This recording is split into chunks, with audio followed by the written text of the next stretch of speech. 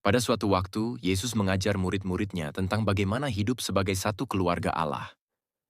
Ia tahu, di antara orang percaya akan selalu ada kesalahan dan perselisihan. Namun Yesus tidak mau satupun anaknya hilang hanya karena dosa yang dibiarkan. Karena itu, ia berkata kepada mereka, "Apabila saudaramu berbuat dosa, tegurlah dia di bawah empat mata. Jika ia mendengarkan engkau, engkau telah mendapatnya kembali." Dengan kata lain, Yesus mengajarkan bahwa langkah pertama untuk menghadapi dosa bukanlah dengan bergosip atau menjauh, tetapi mendekat, berbicara hati ke hati, dan membawa saudara kita kembali ke jalan yang benar. Dan jika orang itu menolak, Yesus tidak menyuruh murid-muridnya menyerah.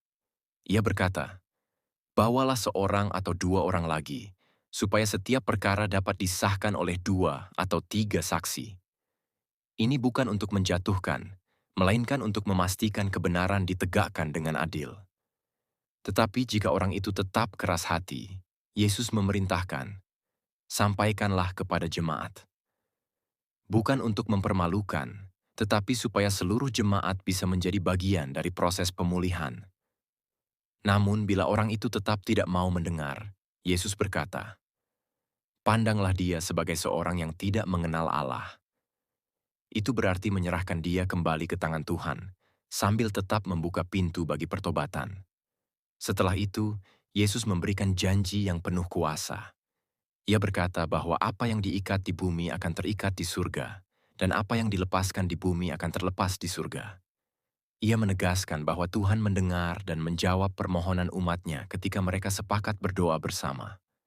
Dan di akhir pengajarannya, Yesus menegaskan janji yang paling indah, "Di mana dua atau tiga orang berkumpul dalam namaku, di situ aku ada di tengah-tengah mereka."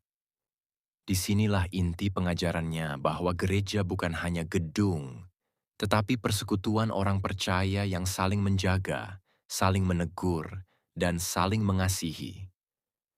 Karena Yesus hadir di tengah-tengah mereka yang mau berjalan bersama dalam kasih dan kebenaran. Dan inilah yang Yesus mau kita lakukan hingga hari ini.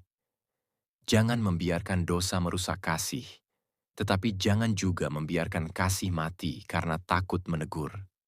Sebab di tengah kelemahan dan kesalahan, Ia rindu kita tetap bersatu, saling mendoakan, saling menopang, dan saling memulihkan. Karena ketika kita berkumpul dalam namanya, pengampunan, damai sejahtera, dan hadiratnya selalu ada di tengah-tengah kita.